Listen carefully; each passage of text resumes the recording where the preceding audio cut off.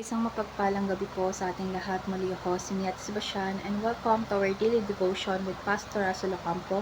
And today is September 11, 2025, and our topic is all about kanino ka patay na patay. So our concept is all about sinless perfection.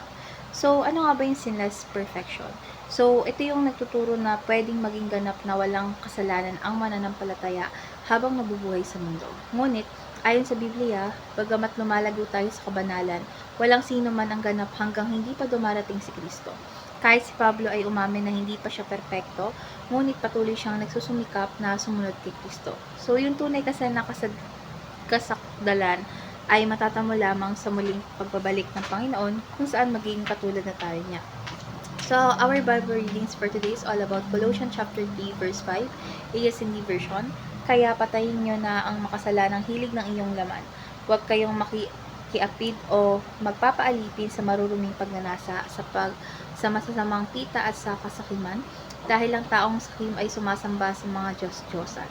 So, dadako na tayo sa ating teachings. Yung first teaching is we are sinners saved by grace. So, hindi tayo ligtas dahil mabait tayo, kundi dahil sa biyaya ng Diyos sa pamamagitan ni Kristo. Kaya dapat natin kilalanin na lahat tayo ay nangangailangan ng kanyang awa. Second is we are called to die to self every day. So, araw-araw ay dapat nating talikuran ng ating makasariling pagnanasa at unahin ang kalooban ng Diyos dahil ito ang tunay na pagsunod kay Kristo. And lastly is we will be made perfect at the resurrection.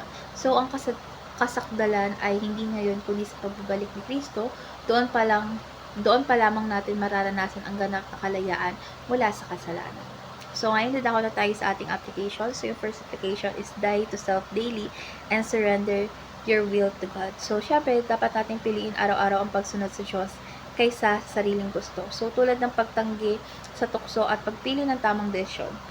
Second is do your best in everything for God's glory. So, syempre, kahit sa trabaho, pag-aaral natin, o syempre, kahit sa bahay, gawin natin yung lahat na may malasakit at katapatan bilang alay sa Panginoon. So, kahit sa simpleng gawain is nagiging pagsamba tayo kung ito'y para sa Kanya. And lastly is depend fully on the Holy Spirit for empowerment. So, hindi natin kayang magtagumpay laban sa kasalanan ng mag-isa dahil kailangan natin ng patnubay at lakas ng banal na Espiritu araw-araw.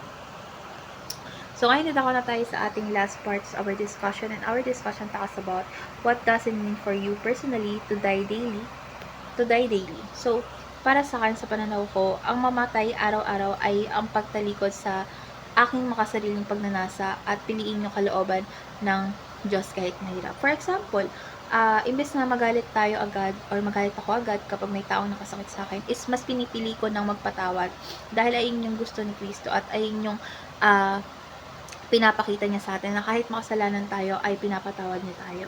So, syempre natutunan ko din sa devotion na ito na ang totoong tagumpay ay hindi sa pagiging perfecto ngayon, kundi sa araw-araw na pagsuko kay Kristo. So, dapat natin ito i-apply sa ating buhay sa pamamagitan ng panalangin, pagbabasa ng Biblia at pagpili ng tama kahit maliit na bagay. So, let's pray po. Lord God, maraming salamat po sa iyong biyaya na bagamat makasalanan kami, iniligtas mo kami kay Kristo. Lord God, turuan mo po kaming mamatay sa sarili. Tulungan po kaming mamatay sa sarili araw-araw at sumunod sa iyong kalooban at bigyan mo po kami ng lakas mula sa iyong espiritu upang makapamuhay kami ng may kabanalan. Inaasahan po namin ang araw ng iyong pagbabalik kung kailan gagawin mo kaming ganap. Sa pangalan ni Jesus, Amen.